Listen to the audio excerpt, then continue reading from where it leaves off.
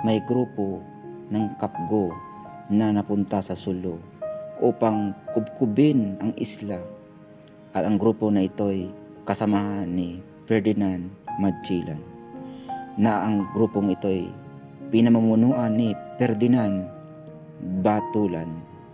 Sa paglalakad ng grupo, nakita nila na mga patay na tao na parang inatake ng mabangis na hayop at malalaking hayop o isang halimaw, sapagkat napansin nila ang mga patay na labas ang loob, laman ng loob ng katawan, labas ang mga bituka at gaya ng mga laman loob.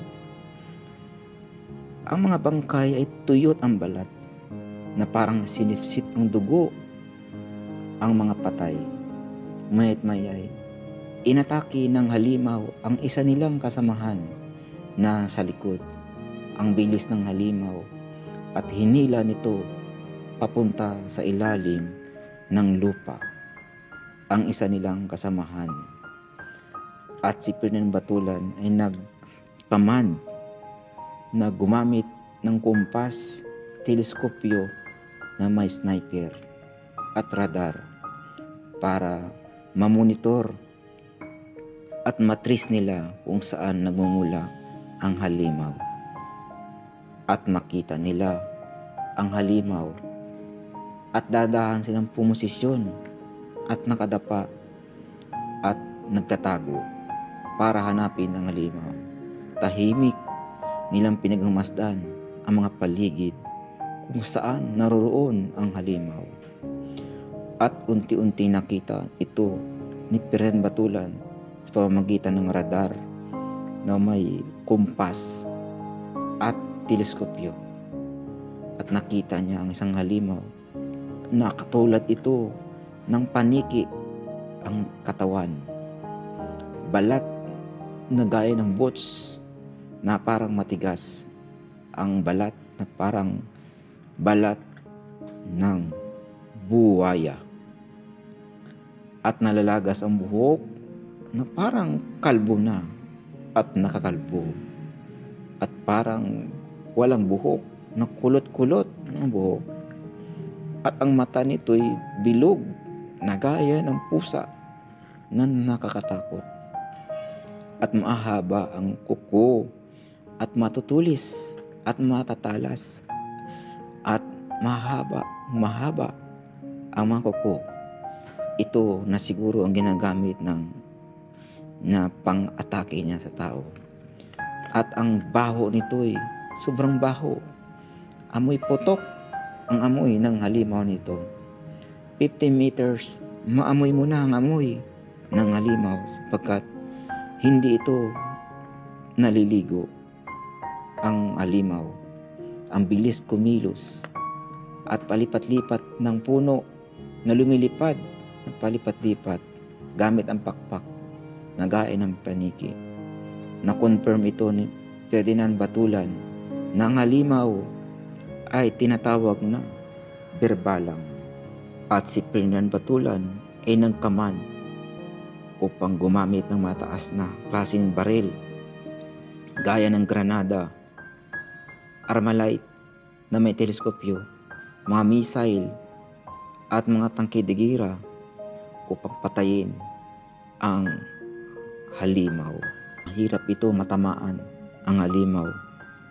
Ang berbalang nito ay mabilis kumilos at hindi nila makikita na tinatawag na invisible. At unti-unti naubos ang kasamahan ni Ferdinand Batulan at tuloy-tuloy ang gira nang umabot ng ilang araw. Si Ferdinand Batulan, ginamit niya ang kanyang natutunan nung nasa training pa nasa Kapgo. Gaya ng dapa at tanging tago lang ang depensa niya. Baril lang ang lumalabas habang binabaril niya yung mga kalaban na tinatawag na berbalang. Baril ng baril si Ferdinand Batulan habang siya ay nagtatago. At nauubos na yung mga kasamahan nila pagkat ito'y ginawang pulutan ng berbalang. hanggang siya'y lamang ang natira na mag-isa na si Ferdinand Batulan. Kaya naisip ni Ferdinand Batulan na nakatakot sapagkat ang kalaban hindi basta-basta ang kalaban niya. Ito ay berbalang. Kaya naiyak si Ferdinand Batulan kung paano na kaya ang kanyang asawa maiiwan. Naisip na bahala na si kumpare sa kanyang asawa.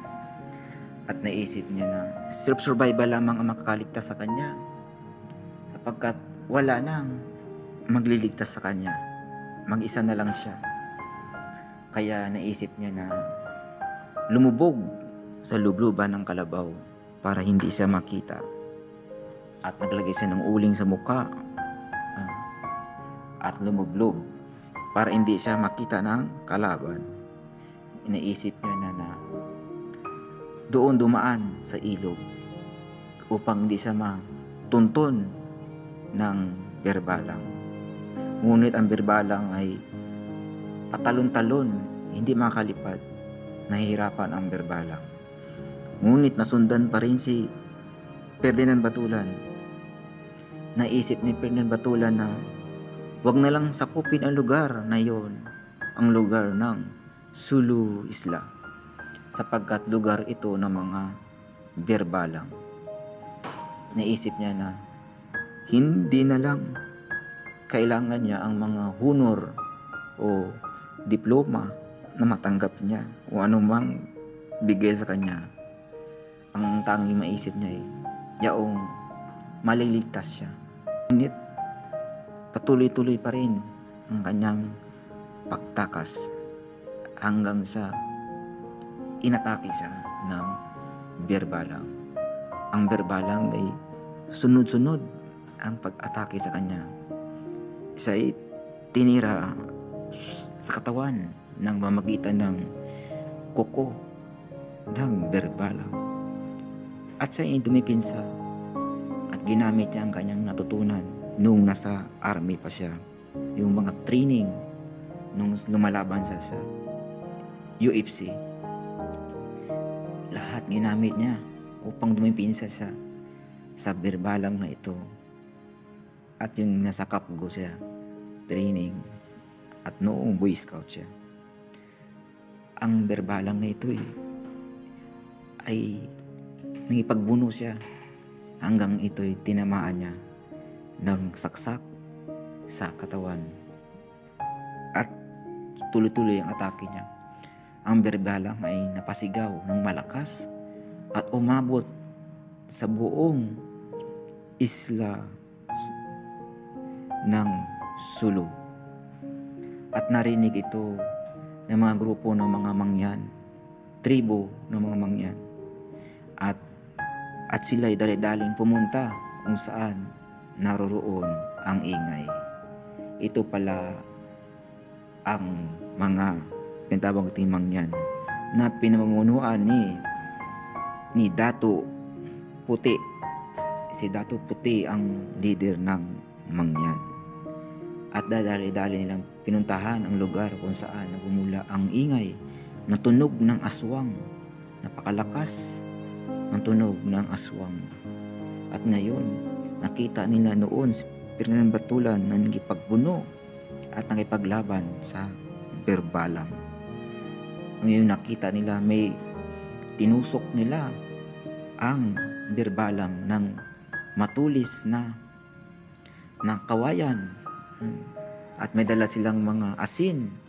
Sinabuyan nila ng asin ang berbalang na may bawang at saka luya, pagsaboy at mga paminta.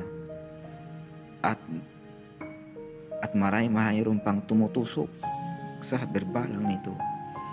Kinuyog nila ang berbalang. Kinuyog ng mga kasamahan ng mga berbalang.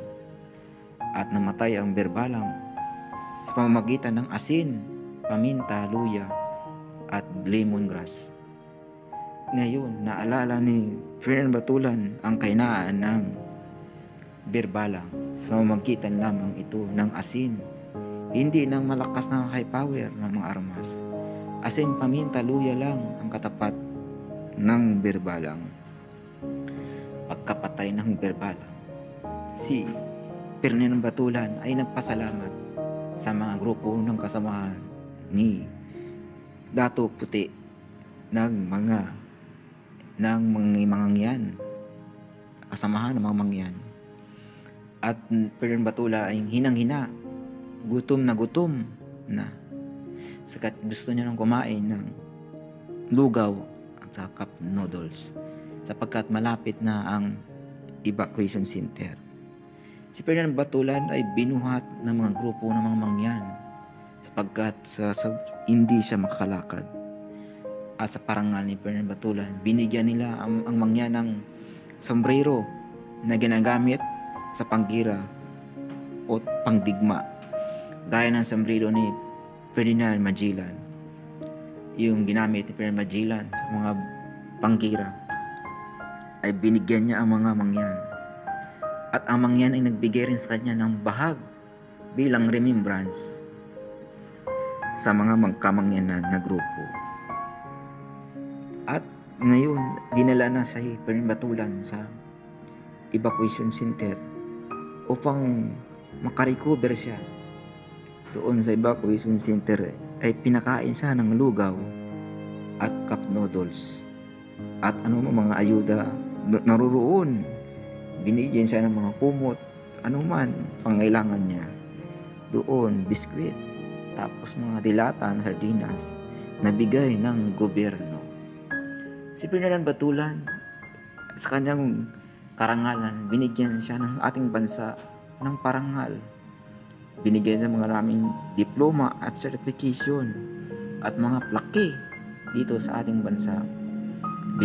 Sa kanyang katapangan at kanyang kabutihang ginawa at napatay niya yung Birbalang, ay binigyan siya ng mga gobyerno ng mga anumang mga parangal gaya ng tupad at malasakit program at kung anuman.